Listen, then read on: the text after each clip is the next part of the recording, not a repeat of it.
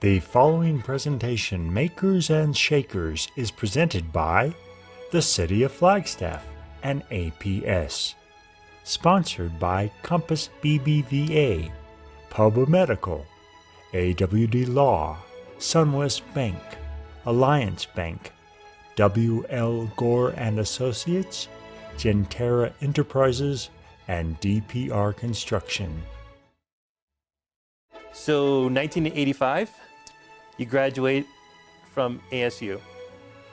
And then through the year 2000, you were in the young corporate mindset of climbing the ladder, getting information, learning where you want to play, learning about the industry. And the industry is, in general? Medical device industry. Medical device industry. And really for me, the key was that 1986, 1987, when I just randomly landed at a Bay Area medical device startup company developing balloons for the treatment of coronary artery disease. And the company was called Advanced Cardiovascular Systems, Okay. Better known as ACS. And we were a group of, and I didn't realize it at the time, but we were a group of several hundred entrepreneurs that were all in their 20s, early in their career, that were working hard to create these balloons that were, rapidly introduced into the market. So our product introduction cycles were really rapid. So we had to move fast. We had to really learn the startup theme, because we were many of us fresh out of college, many of us with PhDs. I certainly wasn't one of the PhDs. And bunch of smart young 20-somethings that just worked hard and understood the value of accurate, precise product introductions, and then learn. But I think the other thing is that I worked with some smart people, and I would start to see some of these smart people leaving. Just randomly, people I work with leaving to go at the time, and I was like, how can we lose this key talent and these key people? Well, they were kind of following the startup scene within the medical device industry, which was robust in the late 80s. And a lot like of Silicon Valley. In the tech, you have this. In the medical device. In the medical device, it was robust. So these smart people are leaving, and they're going to startup companies. And I was focused on projects, and I just wanted to complete my projects. And I got to work closely with Duke University, and we're developing ways to deliver energy from balloons, which had never been done before. And I frankly had no clue what I was doing, except I was able to collaborate with enough people that I made friends with inside and outside of work, and I was comfortable going to them for information when I needed help. And I love to solve the problems, but I would much rather find the expert who could help me solve those problems quickly, and then get the product on the next path, whether it's preclinical or full commercial launch. So that was a key piece, because I would have never guessed that.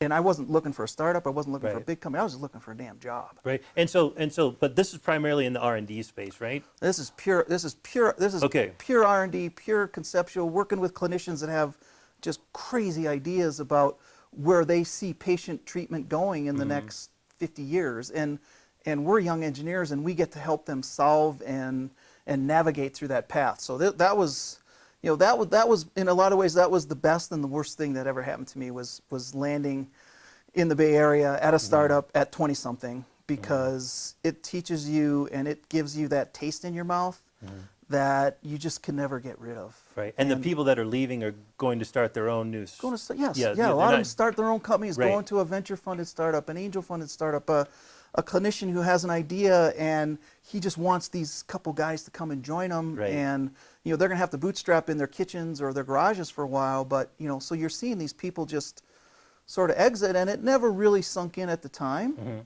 because I wasn't on this rapid path to entrepreneurship or business ownership or whatever you want to call it. So it was just more observational that you're seeing people, and then all of a sudden I think your psychological mindset is like, okay, well, wow, if they can do it, why, what's keeping me from doing it? Right. So, but along the way, every key loss was replaced with someone who was just as capable. Right.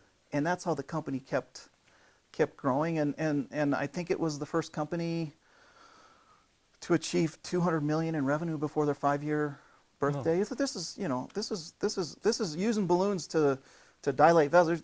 Nobody even knew of a stent at that time. It was just how do we deliver mechanical force inside of a vessel to open it up to reestablish blood flow and prevent heart attacks and all the other stuff that was going on. So, and then it was these rapid iterations of the products for different user groups or different clinical needs, and then it just mushroomed into a massive company that became Guidant and then became Abbott Vascular today. So it's, I mean, multi-billion-dollar company doing incredible things for patient care. And I mean, that was the other piece, is that when you study bioengineering, you're this balance between engineering and science and medicine, and that's what really just draw me. That's what I was really drawn in by initially. And it's landing at a startup at a young age is really number one, it's lucky. Yeah. Because I would have taken a job at Johnson & Johnson and been just as happy. But I don't think so. I don't think so. I never would have known. I wouldn't have known until maybe I spent a year or two, and I'd be like, this isn't for me. I don't want to move this slow, or I don't want to move this accurate. Because speed and accuracy, a lot of times when you're in a startup company, you've got to balance those two in a way that solves an unmet need in the medical device or the clinical setting, and that's the balance. And then you've got the regulatory bodies that are making sure that everything's safe and effective. But as an engineer or as an inventor or as a product commercialization guy, you've got a lot of handles you're trying to turn all the time, and speed is really critical, especially when you're dealing with an emerging market like balloon angioplasty, because there were so many fast followers.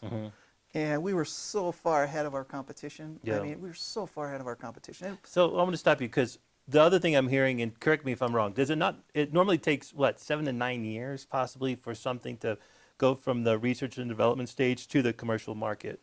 But if you're in a startup and you're working on this agile, fast pace, not that restricts that pathway, but did you get to see a lot of your actual product that you conceived or was on a chalkboard all of a sudden in the marketplace? Oh yeah, no, it wasn't. Back in the late '80s, it was.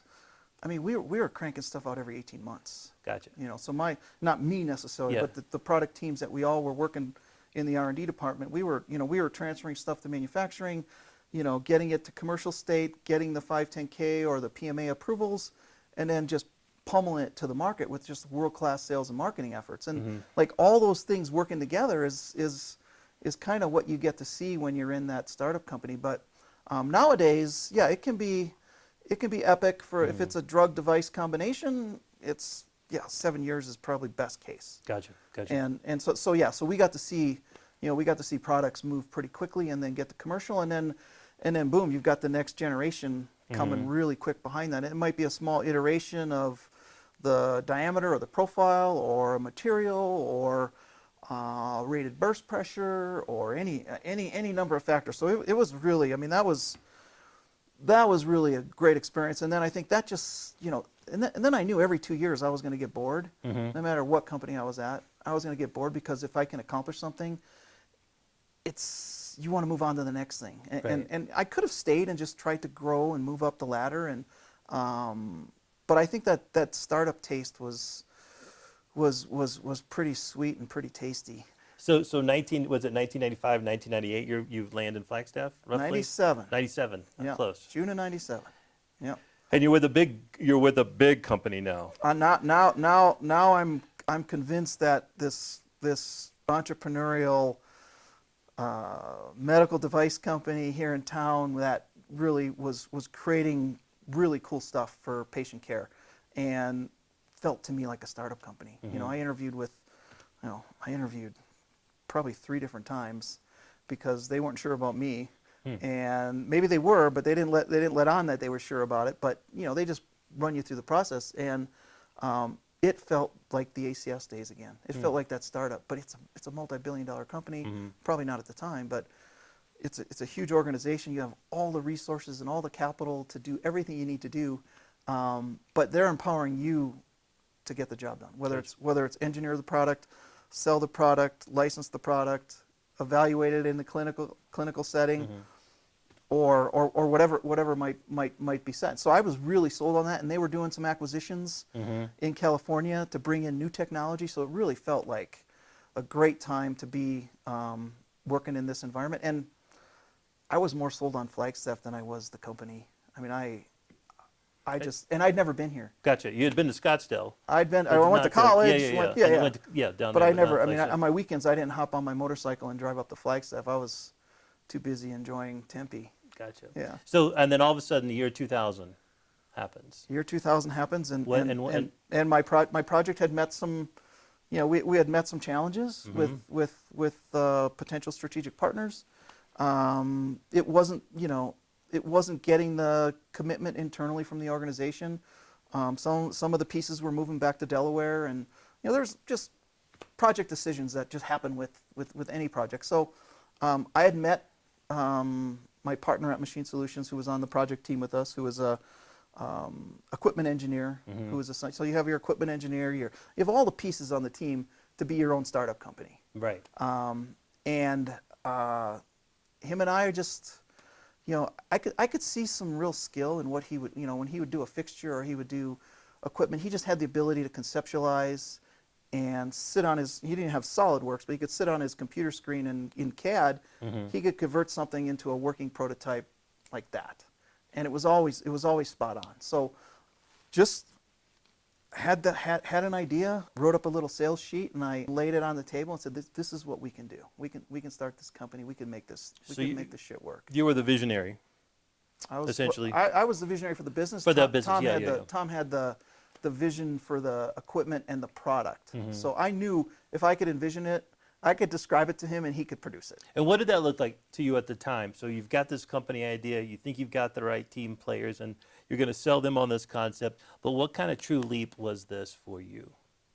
Was this in essence, I'm comfortable, I'm not going to eat for a year, and we're going to make this happen? Or was this, we have to make this happen? Like, let's all be in, guys, and we've got to jump and make this happen. And if we got to... It took me a while to convince. Yeah, and I only convinced one of the two. The other one decided it wasn't for him. But I only needed one. Like, I just needed one of them. So I started with two and figured if I can land one, I'm golden. But it was, we still had day jobs when we started, which I think for any entrepreneur, I mean, a couple things. If you can bootstrap till you can't, right, do it. And if you can work from 5 to midnight while you're still getting a paycheck, I mean, it helps you de-risk. Just like anything in life that you want to de-risk. And my level of de-risking is probably very different than a lot of others, because for me the risk part never scared me. Yeah. It never scared me because I had moved from company to company every 2 years. Right.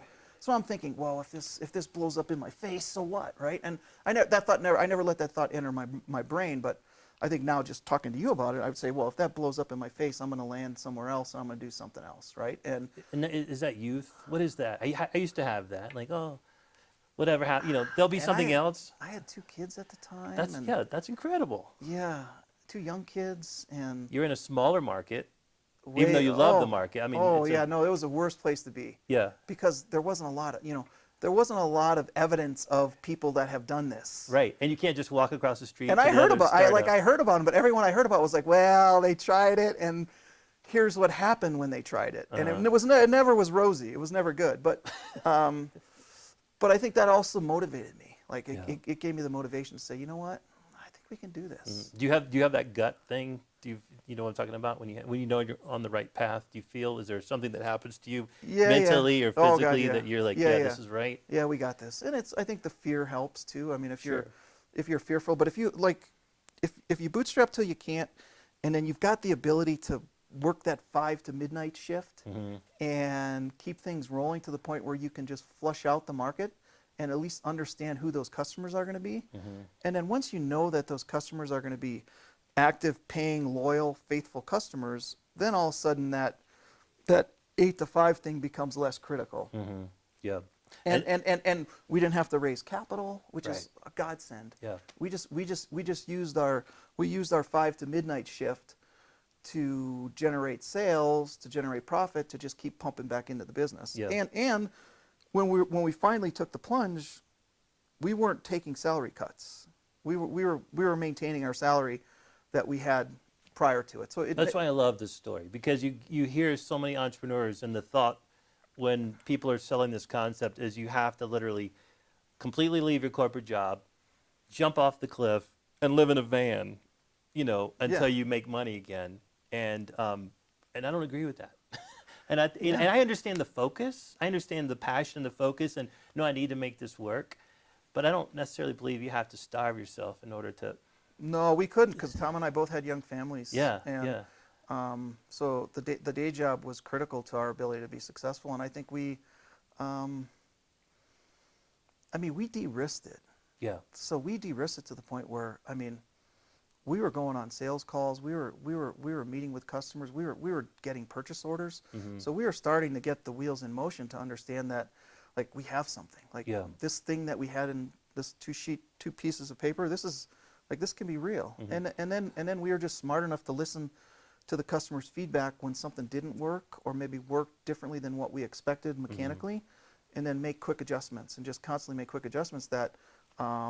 We were able to win the customer's business really Gotcha. quickly, and then I was not giving up. I was like, that was like, once you've jumped off, and now you're on your own, and now you're every morning you're controlling your own paycheck, and you're growing the business. Then it's very different because you're not, you're going to, at all costs, you're going to keep those customers, and Yeah. there were all-nighters, it's just the typical stuff. Right. Things are working, but we'll be, over our dead body, are we going to lose a multi-billion-dollar multinational company that thinks they need our equipment? Yeah. So in your most layman terms, what problem did Machine Solutions solve at that time, or maybe still does? Yeah. The The most layman was we developed a universal tool for crimping stents or integrating stents onto balloon catheters, and we did it with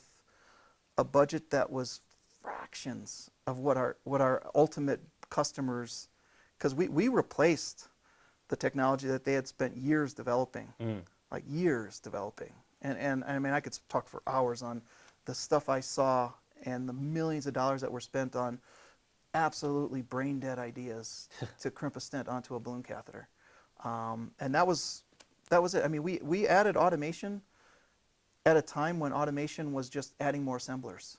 So we were able to add equipment solutions to their manufacturing floor, and that first product for crimping stents or testing or measuring catheter performance, those products were really well received by the marketplace. And once you see how well received it is, it just gives you that extra boost of adrenaline, right?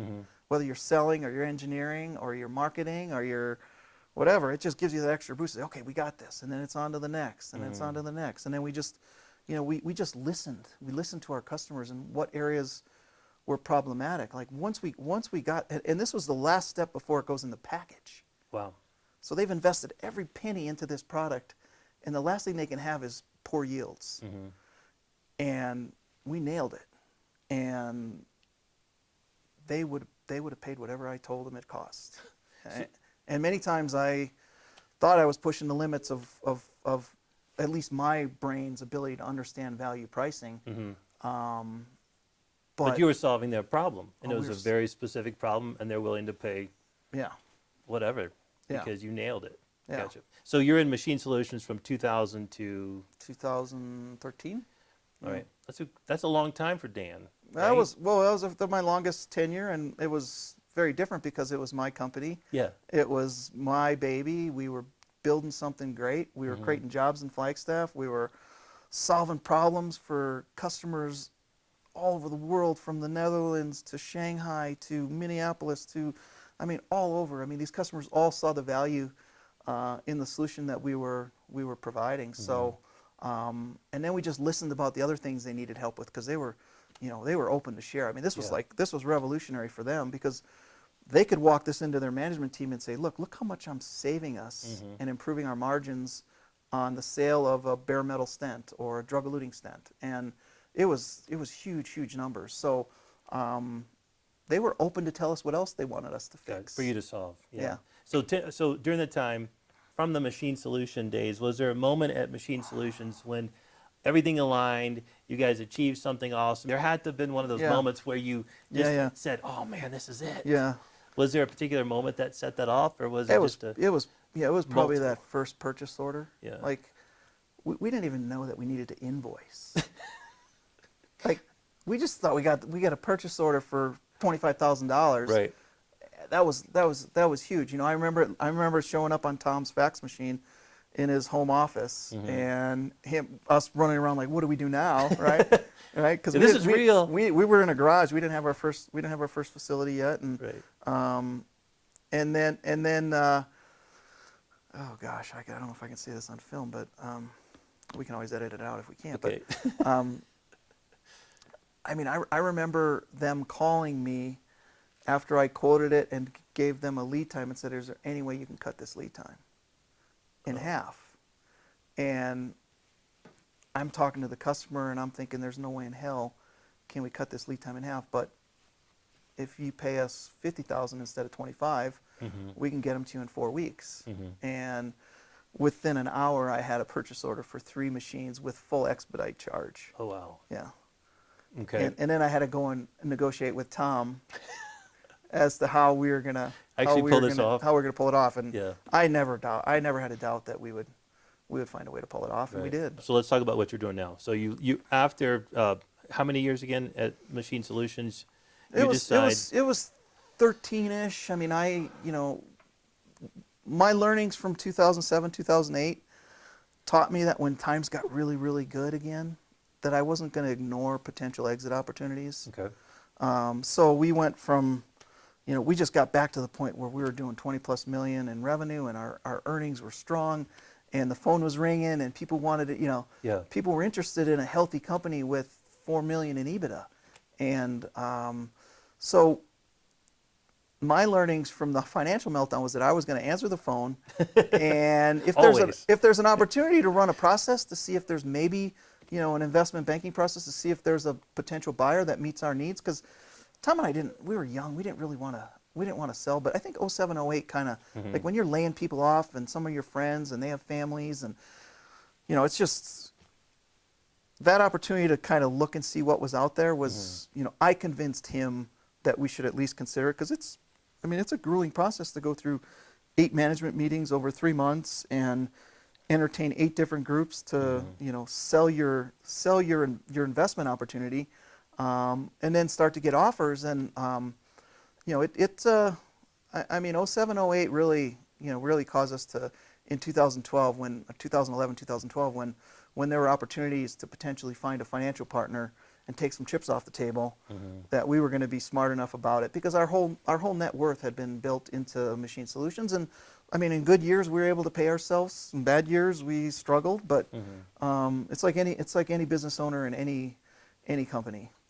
At that point I felt like I had done pretty much all I could do with Machine Solutions. It wasn't as motivating as being in that garage and having absolutely no chance of success other than the one that you believe in the back of your head is going to get you there. And I think that was, and I don't know why I have that. I don't. That's that gut thing, right? But I don't know why. I don't know. like. There's a lot of times I don't want it.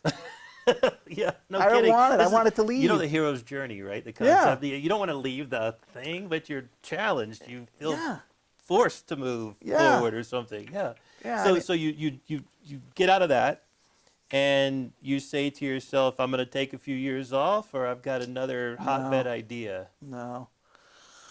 Unfortunately, I had a hotbed idea, and it was one of those that just like it was overpowering me. Yeah. Like I knew I could make it work. I knew we could build a team and develop a technology, and I knew I couldn't do my day job and do that as well. So And this is Simple Surgical. This is Simple Surgical. And the original concept was? The original concept was a device-based treatment for high blood pressure. In 2013. Okay. 11, 12, 13, so I was open with the private equity guys. I said, look, I have this other idea, so if we're going to do a deal, I want to make sure that you guys know that I also want to do this. And they were totally cool with it, because I think it's not the first time they've come across a founder that was creative and impatient and might have other things up his sleeve, right? Right. It's not. So I'm not that damn unique. Yeah. So this idea, and correct me if I'm wrong, because obviously we've talked before, but the original concept that you had, something happened in the marketplace that provided you insight. Call it luck, right? Yeah. But it hit you dead in the face without having to spend a lot of money. So what? I mean, Yeah. is that essentially what happened? Yeah, no, not exactly. Okay. But, All right, well, then I'm I mean, paraphrasing. what hit me in the face was that I had this balloon project in the little startup in California that we never got to market for the indication that I had hoped to get it to market for. That's right. Because our clinical results just didn't line up. It needed to be canceled. Like, Right. you got to kill those projects when they're, you learn in an animal model it's not working. It's not going to get better in a human. Right. So and then like some research came out public research about came that out. and Yeah, said, yeah. this is never going to work. Yep. That's so that's what I remember. Yep. So I had always, I didn't lose a lot of sleep about the product, but I knew how to deliver energy inside of an artery, and the idea of manipulating nerves in such a way that you could self-regulate high blood pressure, hypertension. There was a lot of studies coming out in 2009, and there were a lot of different ways of doing it, and everybody was going at it a little bit differently, and this hot balloon idea was still percolating in the back of my mind, and by the time we got the hot balloon idea prototyped and ready, another company had already come up with the exact same thing and sold it for $100 million. So I was, we had all our patents filed. Right. And then the market leader published a clinical trial that showed that not only did they not downregulate blood pressure, but they upregulated it Okay. in the patients they treated, whereas the control patients were downregulating. So Right. it's like something's not working. Right. Like, the technology's moving faster than what the treatment they're trying to deliver. So it just put a really, really black eye in the world of renal denervation and treatment of high blood pressure. I don't think it was warranted necessarily, because I think the idea of regulating sympathetic nerves to downregulate blood pressure is absolutely sound. It's just how you do it and how you do it perfectly in each patient. And like any technology, it's going to take years and years to perfect. So, Right. so the clinical trial got canceled. The company had spent billions on an acquisition. They brought everything back to the drawing board, and then a little startup in Menlo Park called Simple Surgical is left with, a few $100,000 in the bank and an engineering team with direction on a product that just it really wasn't gonna get us where we need. We didn't have enough capital to get there, nor could I go out and raise capital, because everybody saw the data, and the last thing they want to invest in is Yeah. a failed clinical trial or a Right. technology that's aimed at improving on minor details of a failed clinical trial. So, like, the perfect storm in a negative way hit us, and we just looked for ways to repurpose the technology to treat something within the body. We didn't know we'd find anything, but we looked at everything from varicose veins to pulmonary vein isolation to applications in the brain, and we settled on the treatment of esophageal cancer using our microwave ablation antenna and balloon technology, and just ran as fast as we can to not waste all our money that we had left. So we moved to the incubator, which is where we sit today. That's what. Yeah, that's right. We moved here, shut down the Menlo Park office, set up a small office in Sacramento to do electrical and antenna and generator work, and then did our device prototyping and development here at the incubator. Had some great monthly rates on our space, and talent. The talent Right. was willing to come with And us. did you tap into NAU at all, or mainly just bring your own? We talent brought our own talent, and then we tapped into some NAU engineering talent. So that's happening. So this continue. I mean, again, it's a long pathway for that, right? This Long device. pathway. Yep, And yep. so then all of a sudden, a new problem exists. New problem exists. From a client standpoint, from a client-facing standpoint. Client-facing correct? standpoint. So I'm trying to find, now that we're pivoting to this esophageal cancer, Barrett's esophagus, we got a whole new supply chain and a whole new area. We got to find people that can do the balloons and the catheters and the antennas and all the pieces that go into it and the handles. And I worked for probably 3 months trying to find a supplier of a balloon sized properly and designed properly for working in the esophageal region. And I mean, I had enough contacts at that point in my career that I knew who to call. Like, I knew exactly who to call, and I've known them personally and professionally, so I knew if I made a couple phone calls, I could get this project completed. And to my surprise, nobody really wanted to deal with small volume prototypes of balloons. They wanted the $1 million project, and we could give them a $1 million project, but Not we yet. got to get it regulatory approved. But I can't get you to $1 million if I can't get these first 5 built. Right. And so at that point, I just decided to do it ourselves. Like, buy a machine, get the capital, start developing the balloon. Because I knew enough about balloons to be dangerous, and I knew I could, with the team we had, we could develop the balloon. So we brought the balloon technology into Simple Surgical to really help us get that prototype through the preclinical work. And then, I'm out in the morning on a run, and when I don't like running, so I'm always thinking about stuff, and hoping I'm not going to fall and sprain an ankle again. But I'm just thinking, like, I just started thinking, well, we're not the only company that needs help with balloons, and went back to the office that day, which is right there, and just made a couple calls, and like instantly, like, oh yeah, we need, if you can provide us a PVEX balloon X by X, we'd love to have the opportunity to buy them from you. And so just at that point, I launched Poba Medical, and at the time had a technically capable co-founder who was going to move to Flagstaff and kind of help us launch the whole technology. I was going to handle the business, and so yeah, so that's how that became Poba Medical. And again, quickly we moved from here to the accelerator, and we built a nice little clean room, and we just kind of gradually outgrew our space, and In like a small amount of time too, right? probably 18 months. Yeah. Yeah, that's a small amount of time, Dan. Yeah. 18 months. Yeah. When you compare it to Simple Surgical, which is still on the R&D and growing, and then this is like shot up hockey stick. So I don't pretend to think, honestly, Dan, that we as a incubator really put any fire in your belly whatsoever. You were on this journey. We had a facility. It was luck, if you will, and the marriage happened. But now, since you've been here and you've been in Flagstaff, you've had these successful runs at being a startup founder, you are doing mentoring and you are helping us with our entrepreneurs, which I totally appreciate. Do you think that's fun? By the way, is it fun for you to dive in? Does that fuel another part of you? It's not as aggressive a fuel. It can't be, right? Right. But yeah, no, it's definitely rewarding. But I've got 8 20-somethings that are under my control right now at Poba that are kind of feeling that same fire. So I get to sort of mentor them and see them develop as engineers or operations guys or marketing guys or assemblers or engineers or whatever. So, but yeah, it's and that's my sphere, right? I got that down, and so being able to see things outside of that sphere is really, really rewarding. Yeah. So. Yeah. And so, I'm not trying to plant anything in your head, but I think we know that we have something special here too, something that we offer that's a little unique from other incubators or accelerators across the country.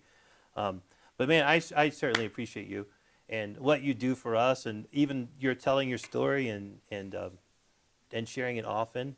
And we talked about Joe Mullings, but last year, you even brought Joe Mullings had this concept, or you actually helped him birth this concept. Yeah, I guess I did help him birth the concept because I just remember being tired of seeing the Bay Area on every single video post that he was putting out. And I just was having a bad day. And I just decided that I was going to pick up the phone and tell him I was pissed off about seeing it. Right. And it's time to see other places. Do you know what we do here in Flagstaff? I think is how I started the conversation. And I think he trusts me enough to say, maybe there is something to it. Maybe the masses, because he reaches the masses. Think about now, right? I know, that's why I'm bringing it up. So think about now. I'm saying, hey Joe, how about you take a look at Flagstaff and see what we do here, and see if that could be told in an interesting way to help you birth this true future idea.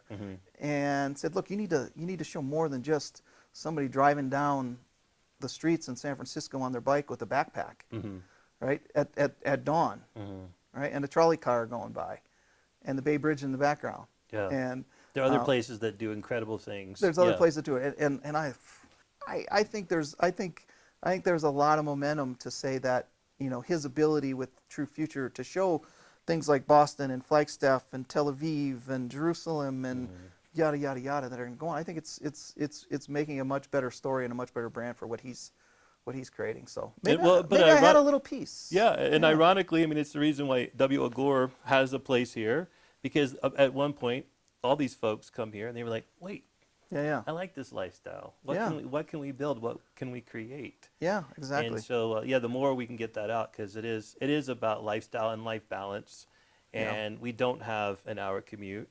Yeah. We have a 5-minute commute. We have 20 minutes to snowball, to ski.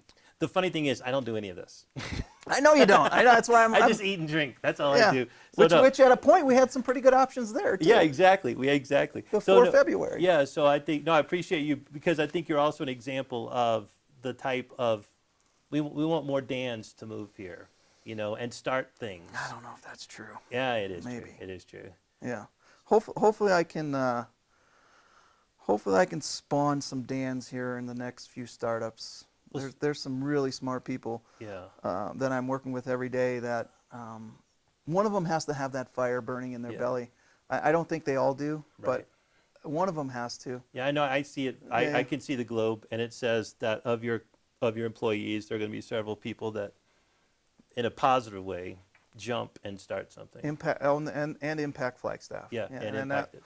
I mean that just tells me that I'm hiring the right people. Right. And there's no bad feelings. I mean, I went through that when I had to leave the big comfort of the big company, and I don't, obviously you have to protect your intellectual property and all your trade secrets and all the stuff you need to protect and stuff people are obligated to when they sign an employment agreement. But if I've got entrepreneurs that can go off and start the next great device company or orthopedic company or healthcare app or telemedicine app or whatever keeps them up at night. I mean, and all these guys know where Moonshot is already because we lived here for a time. So I think that's the benefit where they kind of saw my path and our path, and now I could see some of them retrenching back in. I couldn't tell you who they are yet. Right. But they're there. But they're there. Yeah, I think they're there. So last question: do you have a new idea percolating? The next thing for Dan. Well, the next thing for Dan, I've got so much on my plate right now with Poba Medical and Simple Surgical and Experience Medical, which is our latest startup, which is an ear, nose, and throat platform company looking at utilization of balloons in the ear, nose, and throat applications. So things like airway support, snoring, excessive bleeding, lots of things that are treated but aren't treated as uniquely as I think we can. So I randomly partnered with a ENT physician, 35 years experience. He filed patents on his concepts. They're all balloon based. He got introduced to Poba and Dan, and we've been busy just capitalizing the company, bootstrapping. I mean, we've bootstrapped to three. We've got 3 products right now, right. and we haven't spent that much money getting them to where we are. But we've got to now capitalize the company so we can take them to the next level. And I think that's my next. I mean, there's probably others that are percolating, but at this point, there becomes bandwidth issues, and I've got a great team at Simple Surgical. I've got a great team at Poba Medical. Yeah. But with the events around the world the last 10 months, I can't lose focus and think that my team is capable of going it alone. I mean, some of them might want me to let them go it alone, but I think to a man they would all say that we're better off with Dan sitting here every day pushing us and driving our customer adoption and building our business, because at the end of the day they're all shareholders, so they understand. One thing about millennials and early 20-somethings is, and I don't know if it's Robin Hood or it's family upbringing, but they understand the value of equity, and they understand the value more than the paycheck. So they're super jazzed about having a piece of the action. It worked beautifully at Machine Solutions because every person that came in, from the office manager to the machinist, to the head of sales. They all own a piece of the company through stock warrants or equity or stock options or whatever it was. And I mean, I was a firm believer that was a driver as to effort and motivation, and it proved out perfectly. And nothing's changed in 2020. The same motivations and the same decisions and moves that people make as employees are very different when they have a piece of the action. Yeah, that's true. I mean, they got a paycheck, right? But I don't think any of them think about the paycheck as much as they think about the fact that they own a piece of Poba Medical or they own a piece of Simple Surgical. And if they execute and we all execute and we deliver, that there's going to be a value creation event that could be life-changing, or it could just be a nice piece to allow them to come move back to the Moonshot. Yeah. Well, let me say, I appreciate the fact that you're sitting here. You make me a better executive as well. Well, and that's good to you hear. make this incubator I'm happy place. to come up and tell the story, and I I know, love the green room. Well, thanks. And I know Flagstaff appreciates you sharing the story. And like I said, let's get more of you in this town to do something amazing. So thanks. Let's do it. Appreciate it. My pleasure. All right. All That's right. it. That was easy.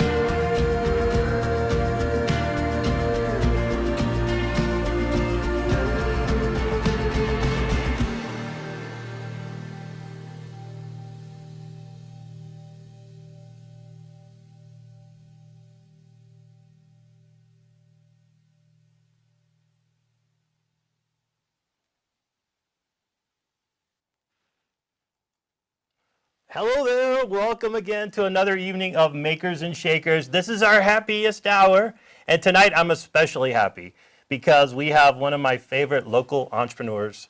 He also happens to be on my board, so there's nothing wrong with that at all. But his name is Dan Caspersick, and I have to say, Dan, first of all, I want to have you say hello to our audience. Hello. Thank you. Great to have everybody here with us tonight. That's awesome, Dan. I want to apologize for the fact that I think I set this all up. I said earlier this morning that you have so many companies that you're running. You're constantly working, it seems to me, and I don't know how you find the time to sleep. And so then all of a sudden I noticed tonight in our video we were missing the Z's out of your name. Yeah, I didn't even catch that. I've seen it spelled so many different ways that you know, as long as there's not a few too many vowels, we're good. Well, with a name like Hathcock, I don't argue with that. So we're all good. Yeah. So we have had several questions come in, but I want to start off this evening because I know we have a lot to talk about, and that is to say that one of the favorite things that we talked about was, or one of my favorite things we've talked about that I see a lot of founders having issues with, is hiring. You know, finding the right kind of people to hire. Last Monday night, Momo, the founder of Viam, spoke to his hiring process, his hiring insights. And I just want to know, you know, you've had some great, obviously successful companies that you've launched. What's been your trick to hiring the right kind of people at the right time? Well, I think I probably have to owe this one to Joe Mullings, because he's a big proponent of hiring the best athlete. And you know, I think that's something that I've always held true to. And you know, when times are tough, I'm not opposed to spending money on external recruiters to find the right talent, because these people do this for a living and they've done it their entire careers, and the paybacks are just incredible. So you know, so many people get caught up in penny pinching during the recruitment phase, and you know, it's the worst place to penny pinch. And you know, I've found guys at coffee shops, Whole Foods. I mean, these are guys that currently work for me. So you know, I think it really, you know, you got to, you know, just pay attention in your general life, especially in a small town like Flagstaff. There's so darn much talent that literally wanders around the same coffee shops, the same restaurants when the restaurants are open. Yeah. Yeah, and then just best athlete. I mean, I think if there's engineering or marketing or sales talent that happen to come to NAU on a scholarship, a full ride, and you know, that athletic drive is going to carry through to their careers 100% of the time. Gotcha. So I want to remind our viewers, so right now you can email us at info@moonshotaz.com. We've got the Moonshot staff online. They trigger this little device in my hand so I can get your questions and ask them directly for Dan. And so I actually do have a few that came in during your during our interview. And they want to know, you know, this is a good question. They want to know, how do you balance speed and accuracy with your company today? And I think they're talking about product development, I'm assuming. Okay. So, you know, your world is a little different than some entrepreneurs, because whereas my world doesn't necessarily save lives, yours does, right?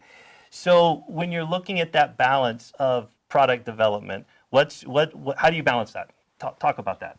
Yeah, no, that's a really good question. I mean, me personally, I always err on the speed side, just because we're you know, most of these technologies and devices are preclinical. So we're not even testing these in humans yet. So we're at that preclinical state. So it's a great question. It's a difficult balance, and you know, we face the same thing at Pova Medical when we're getting requests for these just crazy tolerances on balloons that, you know, our engineering team is looking at and asking, like, how in the world are we gonna achieve this this specification or compliance or burst pressure range? And I always err on speed, because I think if we can quickly get it in their hands, we can then move on, and they can move on to the next design decision or device decision related to their technology. So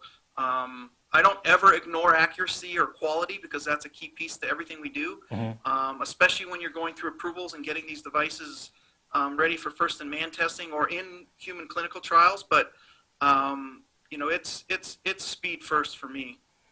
Do you ever hear, I mean, speaking of speed first and solving major issues, do you ever hear from actual patients who have your products have helped their lives with, or?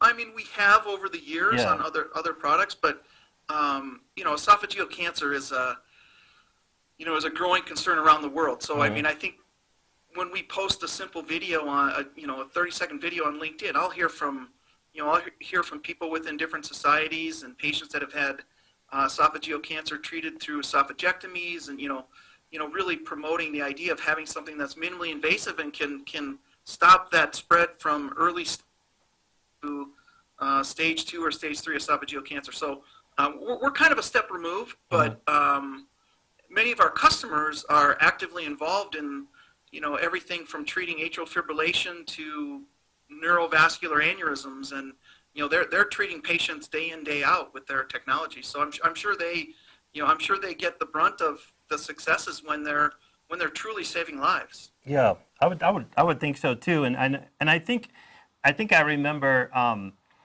even going and talking about Joe Mullings, right? You guys had a great interview on his True Future TV, and he was actually a heart surgeon. I mean, he had a heart attack, right, at some point, and he was actually saved by the devices that W.O. Gore has made, if I'm not mistaken. Wasn't that a story that?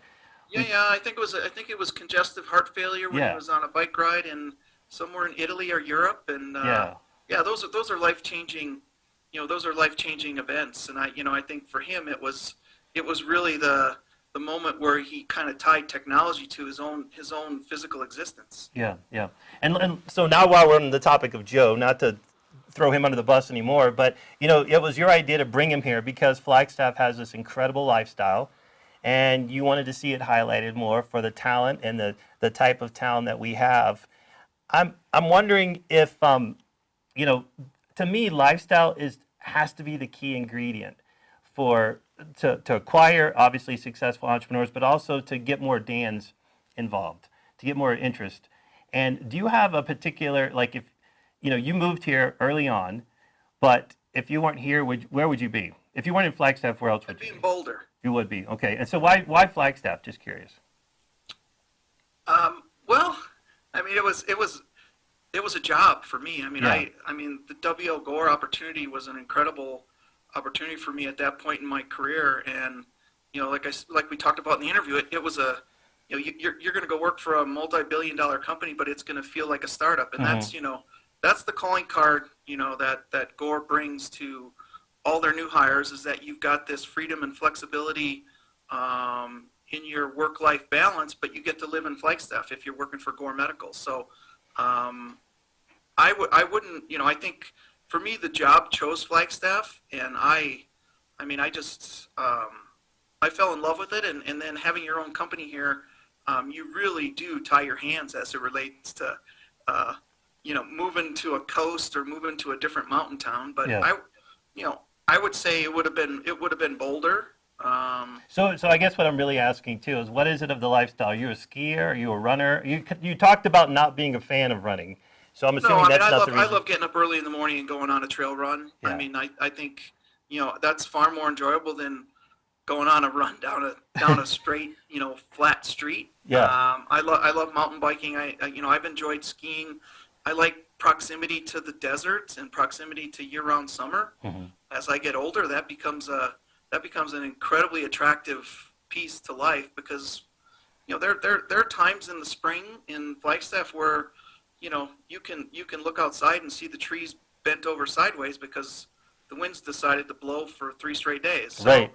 I mean, and for me, the lifestyle that I've created around startup companies is what drives me the most. And I know everybody that I work with, they have likes and interests outside of work, but in a startup company, your main existence happens to be work, and everybody gets to pull in that same direction, and I think that's what creates the winners from the losers. Yeah, well, and I think we as an incubator, when we go into other communities, when we talk to other towns, we're looking for people like you that really want to just stay there, but create something, make something happen. We're not necessarily, I mean, it's lovely to have an occasional unicorn, but come through your door for the ego's sake, but really the people who are creating jobs in these smaller communities where lifestyle is a platform, that's the key. That's the key to economic development and economic building. No, and I think my track record coming into Flagstaff wasn't good.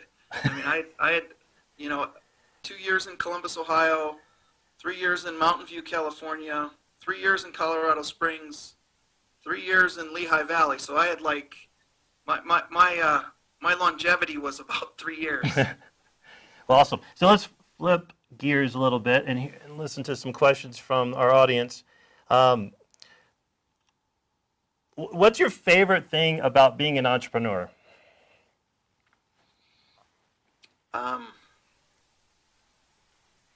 Gosh, there's a lot. I think at this point in my career, this is probably going to sound a little weird, but I think it's controlling my exit. Like knowing that no one's going to tell me when it's time. I get to decide. Like at my age and my place within my career, I think being an entrepreneur now allows me to decide when it's time. Right. Not some big corporation, not some. It's just I'm just gonna decide it. Early on, it was just purely the drive of accomplishing something that everybody said couldn't be accomplished. I mean, that's just people tell you can't do this.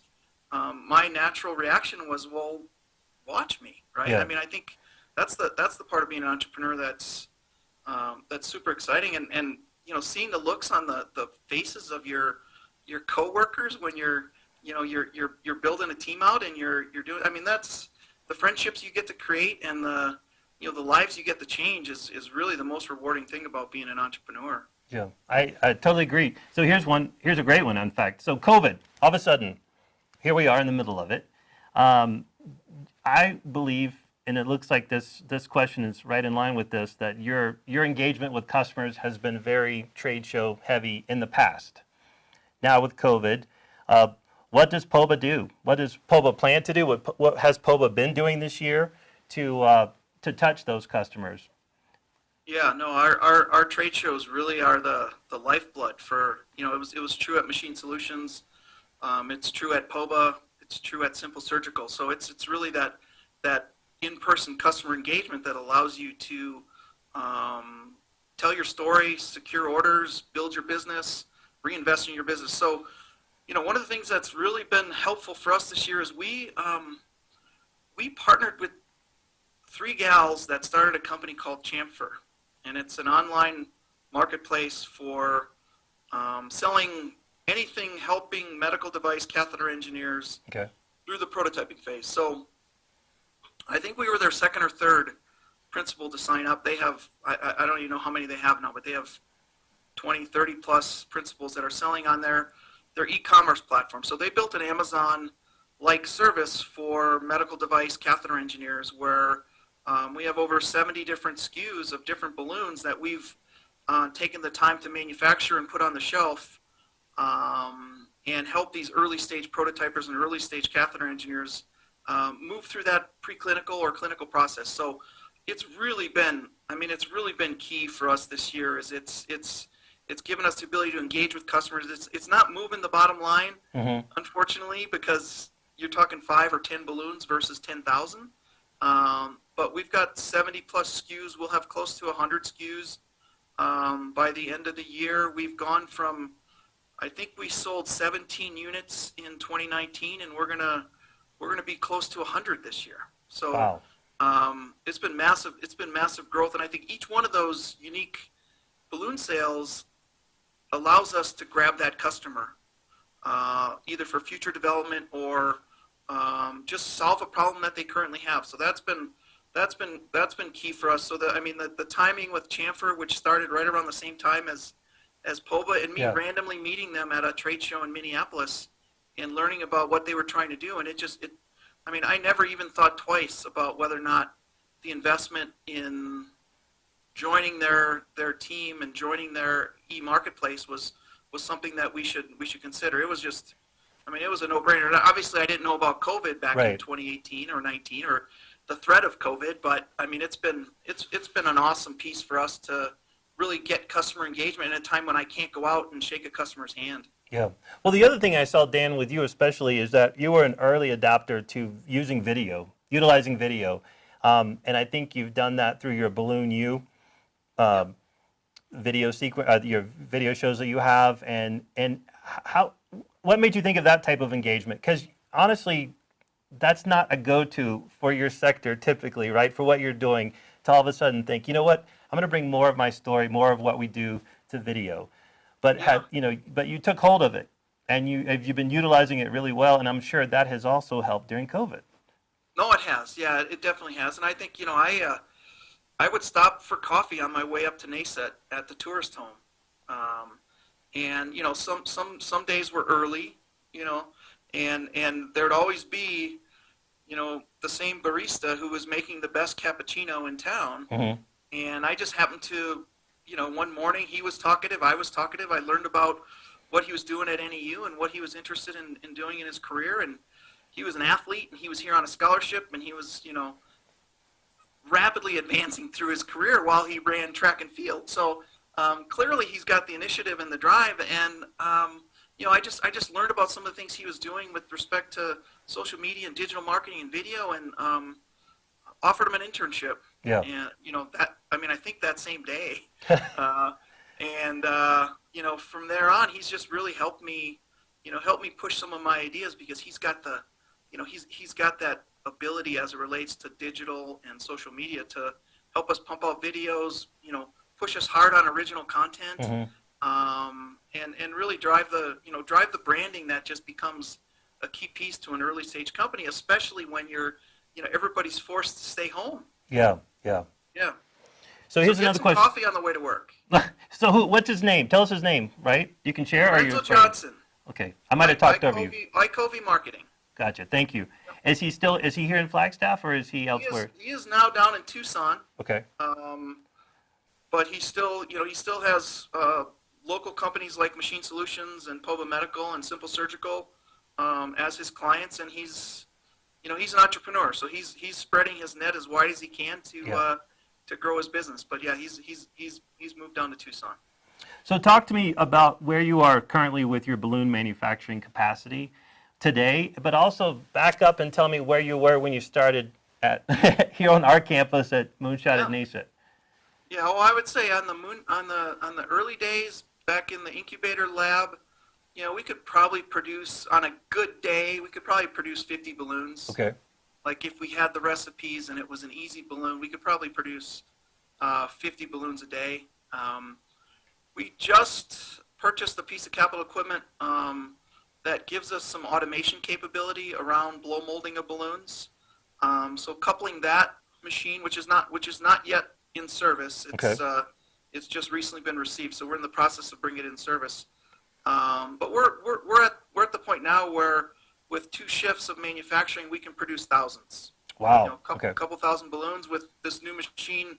We're in a really good position to continue to scale our output to meet the needs of customers that, many of our customers, now that we're 3 years old, and customers we worked with 3 years ago, and we've helped them get through the regulatory process, they're eventually going to get to commercialization. And when they get to commercialization, their volumes go from 100 to 100,000 in some cases. Wow. We've really got to be ready to embrace that and really, work hand in hand with them to not only meet their volumes, but meet their pricing requirements. And that's a hard piece to being in Flagstaff. We don't have labor rates of Mexico or Costa Rica or Mumbai. We've got labor rates that are competitive with other big cities. So we've got to continue to work through that. But I'm confident the cost of labor in Flagstaff isn't going to be a deterrent from us growing our business. And when it becomes a deterrent, and we have a $1 million or million balloon a year customer, we'll make business decisions to maximize our profits on that project. So we're in a unique spot, but we've got a 20,000 square foot facility that we occupy about half of. Okay. And the other half is still empty and available to us. So we've got a great relationship with our landlord, and he's been kind enough to kind of give us sort of that first right of refusal, so that as we do need to triple our clean room space, we don't have to move to another facility. So I think we're in a great spot, and we haven't hit the kind of growth that we thought we would in 2020 back in January. But I don't think we're that unique. I think it's it's the story of 2020, and we've survived. We haven't had any furloughs. We haven't laid off any employees. We're keeping our workforce intact. We're adding to our capital equipment, and we want to be able to produce. At some point, we want to produce tens of thousands of balloons a day. Yeah. Okay, I've got another live question for you, and that is, what popular? Okay, yeah, we actually had this one before too. I love this one. What popular entrepreneur advice do you disagree with? Popular entrepreneur advice do I disagree with? Oh gosh, I think it's the the misconception about the path to riches. Okay. It's just not a. You know, it's a nice reward at the end of the day if you're successful, driving value and selling your company. But that's not the. You know, there might be a driver at some point in your life because of things that you may in your life. But the true entrepreneur is really driven by the ability to mentor and train and build value within the business and then give back. I love that. Whether he's giving back to his employees or giving back to the community or whatever. So, you know, I think the the path to riches, I think, is kind of the misnomer that I come up with. I'm sure there's others. Mm-hmm. I don't agree with. I mean, I tend to sort of I tend to navigate down a different path, and I think the other thing that I completely disagree with is the celebration of successful capital raise. I mean, Yes. oh my God, venture capital just pumped $30 million into my idea and my company. Like, who gives a shit? Right.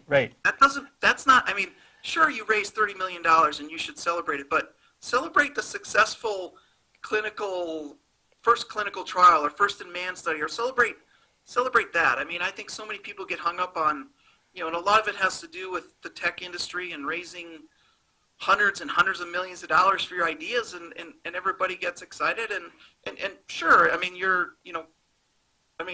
what happened today, right? DoorDash went public on the NASDAQ or New York Stock Exchange, and their stock moved from $70 to $180 a share. Yeah. Right? Yeah. I mean, they should celebrate that. But you come back and look in a year, is it still going to be $180 a share? Right. My favorite thing that you said in our interview was the minimizing of the risk.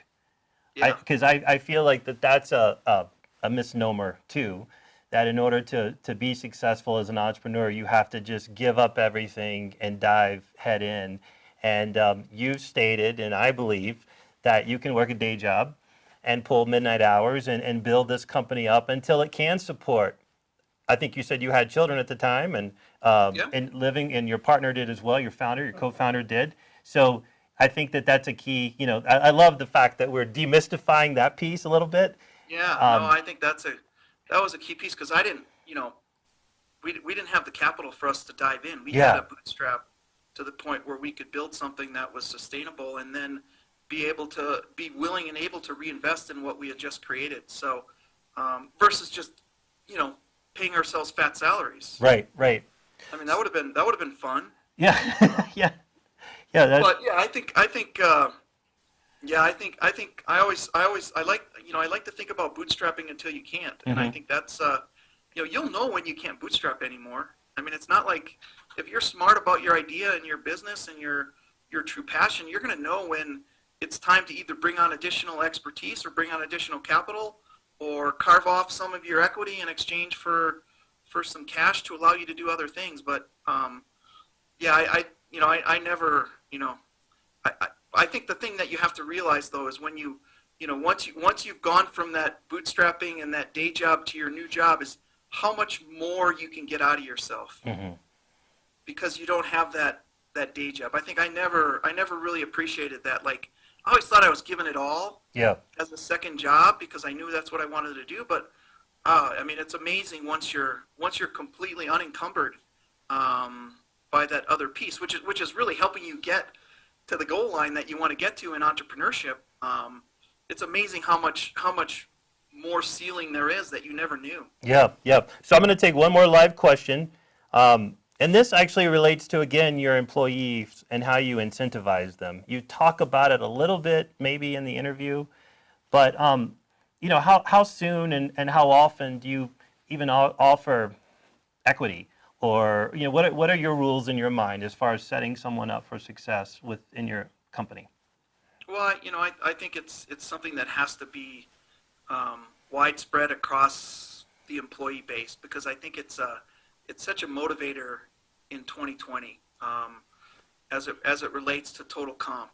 And unfortunately, we can't replace equity. We can't pay lower salaries because we're offering equity. I mean, it would be great if that worked, but the med device industry in Flagstaff is very competitive for talent. very, very competitive, and it's going to be more competitive in 5 years. So, I think we look at the equity as a piece of the compensation that allows employees to really have something that they can strive to achieve. And they don't, at Machine Solutions, nobody knew what stock was worth. Nobody knew what it could be worth. We were privately held. We issued very few shares. We kept it tightly controlled.